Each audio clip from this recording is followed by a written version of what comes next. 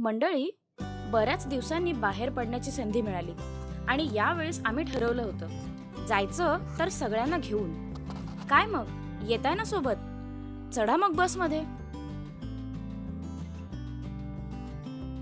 ठाण्याहून आपण निघालोय इगतपुरीच्या दिशेने. बसमध्ये मित्रमंडळींसोबत खुसखुशीत फराळ आणि गाण्यांच्या भेंड्या खेळल्याशिवाय प्रवास पूर्णच होत नाही.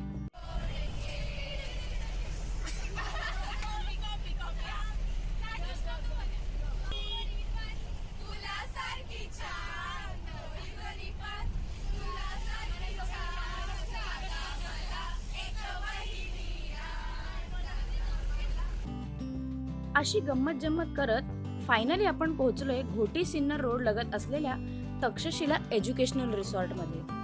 पुढचा 1.5 दिवस आपण आपला मुक्काम इथेच असणार आहे.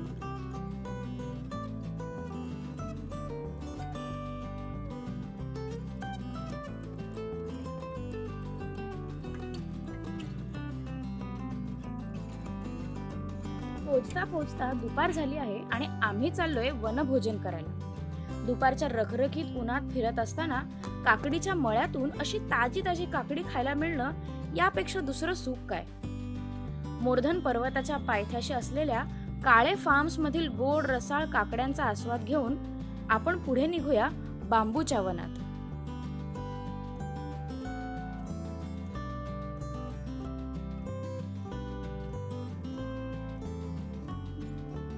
खरं सांगते, इथे निवांत बांबूच्या थंड सावलीत बसून चटणी भाकरी खाण्याची जी मजा आहे ना, ती 5 स्टार मध्ये सुद्धा नाहीये.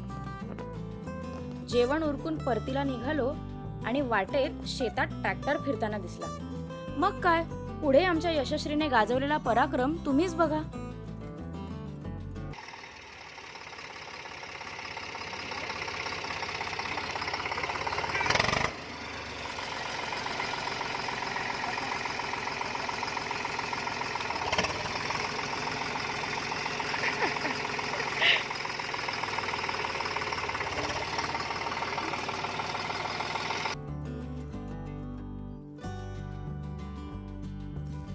कॅम्प साईटवर परतल्यावर प्रत्येकाची टेंट्स लावायची लगबग सुरू झाली आणि मग खरी कॅम्पिंगची रंगत येऊ लागली.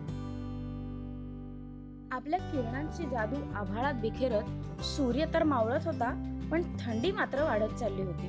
त्यामुळे शेकोटी तर व्हायलाच हवी. मित्रांनो, इथून दिसणारा सूर्यास्त जितका दिमाखदार होता, तितकाच दुसऱ्या दिवशीचा सूर्योदय सुद्धा लोभसवाणा आहे.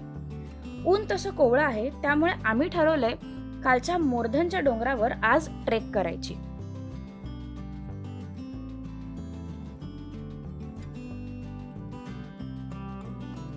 आता इगतपुरी म्हटलं की धम्मगिरी, वैतरणा धरण, कळसुबाई ही ठिकाणं तर रोजचीच झाली. पण इगतपुरीतल्या स्वच्छ हवा आणि सुंदर निसर्गाचा खरा आनंद लुटायचा असेल तर एकदा तक्षशिला एज्युकेशनल रिसॉर्टला नक्की भेट द्या. आणि त्यांच्याबद्दल अधिक माहिती हवी असेल तर तुम्हाला थोडं थांबावं लागेल. पण त्या व्हिडिओच्या नोटिफिकेशन्स मिळण्यासाठी चॅनलला सबस्क्राईब करून बेल आयकन आठवणीने प्रेस करा.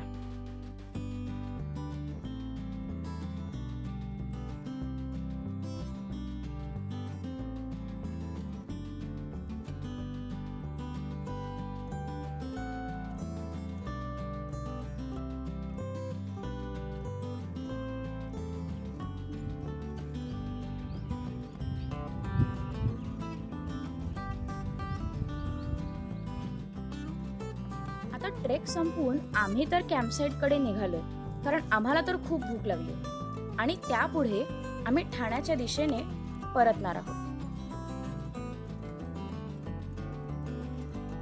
पण तुम्ही आमच्या सोबतच राहा, कारण आपण पुन्हा भेटणार आहोत लवकरच घेऊन एक नवा आणि रंजक